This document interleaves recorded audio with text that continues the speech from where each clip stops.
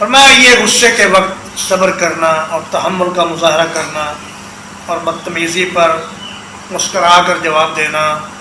اور بلکہ اس کے ساتھ احسان کرنا، یہ بڑے ہی خوش نصیب انسان کو یہ چیز عطا ہوتی ہے اور بڑے صابر انسان کو یہ چیز عطا ہوتی ہے۔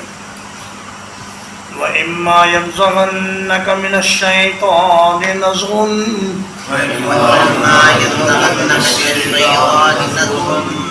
اور اگر ابھار دے تجھے شیطان کی طرف سے کوئی اکساہٹ،